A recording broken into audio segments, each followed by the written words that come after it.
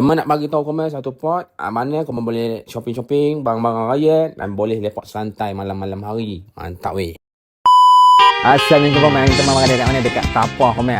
Dah nak raya weh. Udah nak raya. Jadi teman bawa anak teman ni udah nak tudung raya ke bawahnya ni. Ni Jasmine Boutique Cafe nama dia.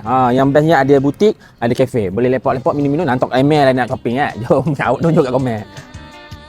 Teman dah masuk dah butik ni, konsep dia memang cukup menarik dah. Dekat luar ni dia macam cafe, style cafe, memang cafe lah. Kat dalam butik, bila kau masuk je, cukup gambar mata.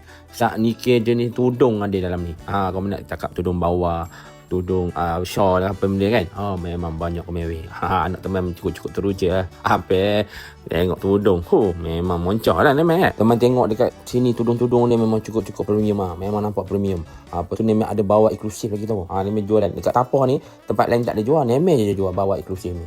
Tu yang menarik juga. Dekat butik ni pun ada team advice. Memang boleh bagi advice kat komen lah. Nak matching baju raya komen dengan tudung kan. Pening-pening kepala komen boleh tanya memang. Tak ada masalah. Opennya kat butik ni bukan sekadar tudung ni jual. Memang ada jual alat-alat solid sikit lah. Lepas tu ada perfume, ada batu, tapi terhad lah, tak adalah banyak sedabak macam kedai-kedai lain khas je kan. Tudung ni memang banyak pilihan. Warna-warna memang banyak lah. InsyaAllah kau boleh pilih. Kau boleh datang sini, kau tengok sendiri dia. Memang cukup lawa. Teman tengok memang confirm boleh komen akan teruja tengok dekat sini kan. Ada ramai orang datang. Sambil tu kau boleh kopi-kopi kan. Lepak-lepak santai sini nampak ni. Suasana cantik selesa weh. Komen yang datang satu family tu kan, ada anak, ada pasangan kan. Pasangan boleh lepak-lepak santai kat luar kan, lepak-lepak minum.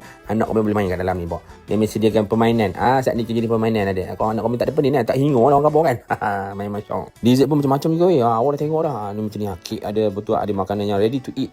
Macam make cheese kan, macam-macam macam jenis ni. Kopi yang cakap lah, Prada ni buat memang A class. Awak spending latih memang tak lari punya. Nampak? Moncah. Ni ready to eat. Kau boleh try direct makan. Nampak panas. Boleh panas kan? Lepas makan. Yang ini dia goreng panas-panas ni kat sini tu. Nampak ni. Cucuk udang. Selabak besar udangnya ni betul tak? Popia carbonara. Memang syok weh. Awak siap rasa lah. Apa lagi tunggu dengan panas-panas ni, geram tengoknya. Awak order satu, awak dengan kuah kacang ni kan. Memang dari popia apa pun sedap weh. Popia carbonara. Kopi semua awak dah rasa dah. Memang boleh pergi punya. Memang tertarik kau memang debam. Boleh datang sini shopping.